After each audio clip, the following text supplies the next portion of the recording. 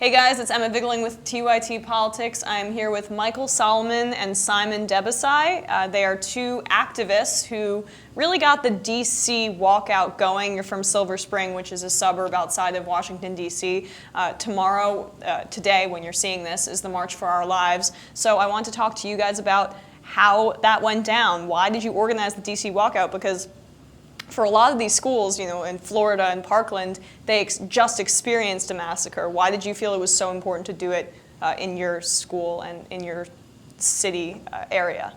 So, for me and a lot of students that were involved with this, briefly after the Parkland shooting, our congressman, Jamie Raskin, he invited a group of Parkland students who were already in Washington speaking to congressmen and congresswomen.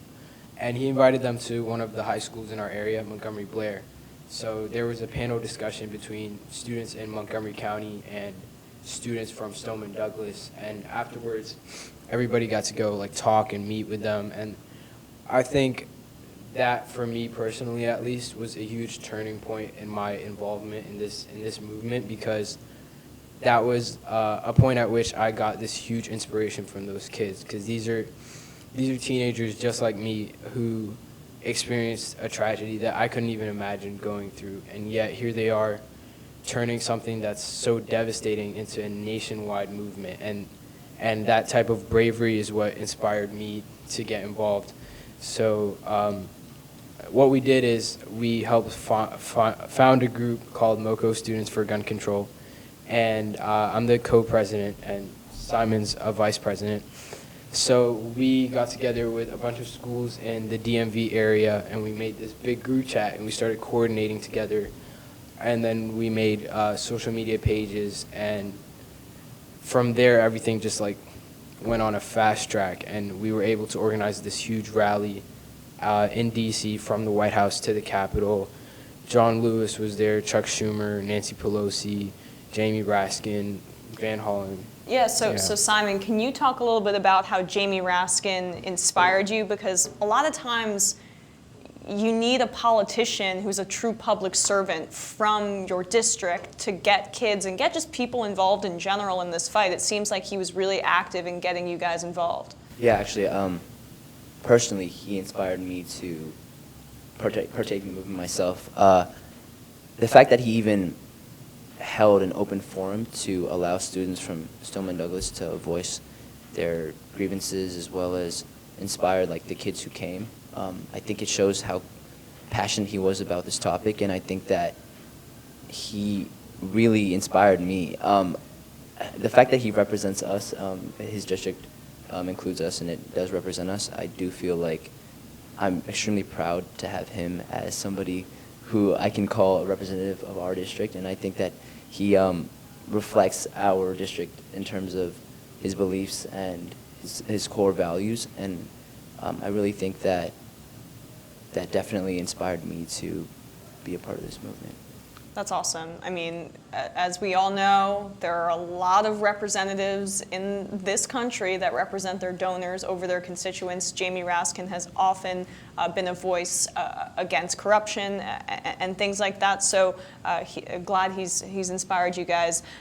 Speaking of being national voices, the Marjorie Stoneman Douglas High School students have gone viral, and you kind of went viral with your speech. Can you talk about it a little? Because you're kind of an internet celebrity, I would say. If you don't give us stricter background checks, heavier restrictions on AR-15 style weapons, and easier access to mental health institutions and resources, you will pay dearly at the ballot box.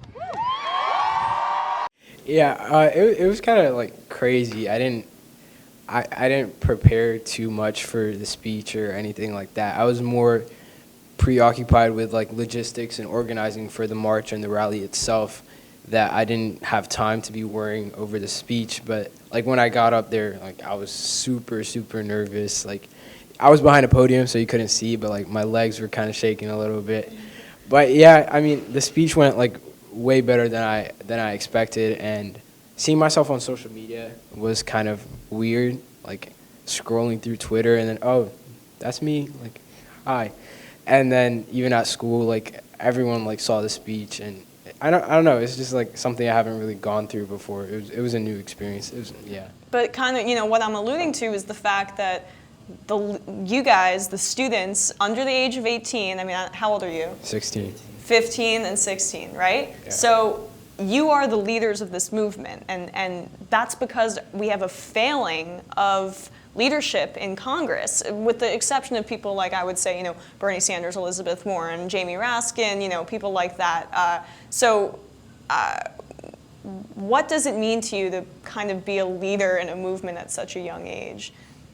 I mean, like one of the things I touched on, like in my speech, is that we shouldn't have to be doing this as high schoolers. I mean, there are people in Congress with law degrees. These are like adults who are supposed to be representing their constituents, but because some of those people who are supposed to be representing us are too complacent and are not doing their jobs, we have to stand up, and we have to like pressure them into doing something that they should already be doing. We're fighting for something that we should already have had a long time ago. So while it's like a good experience to be taking part in a movement such as this one, it's not a place that a society should be putting its youth in.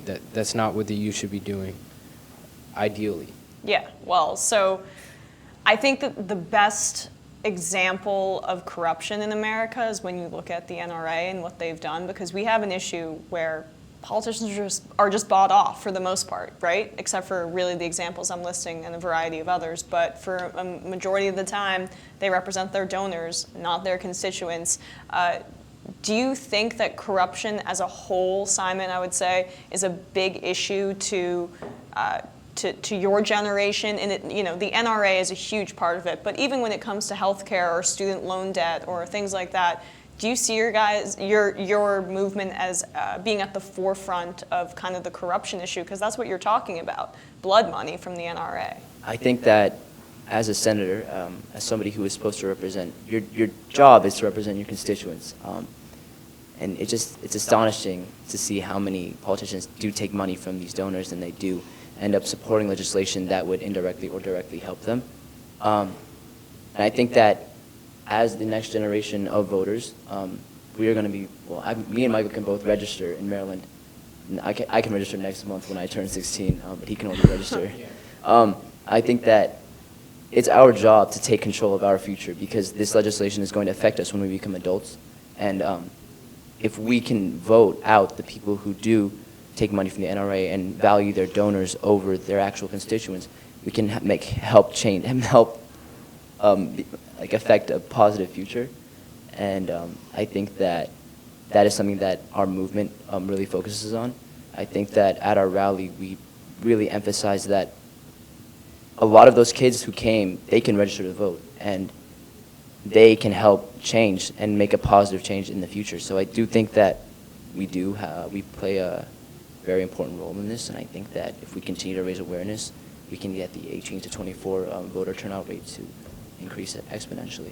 Well, yeah, that's what we need. Oh, go ahead. Yeah, and I just wanted to emphasize how the NRA, as an organization, they're one of the biggest influences in Congress today, in today's realm of politics. And if you have a movement at the moment that's focused on eradicating the NRA's negative influence on politicians to the point where they can't properly represent their constituents, then you're already going a good distance in the fight to try and combat corruption in our government. And because the NRA is such a huge portion of the corruption that's in our government. When you're fighting against the NRA, you're fighting against corruption as a whole. So yeah.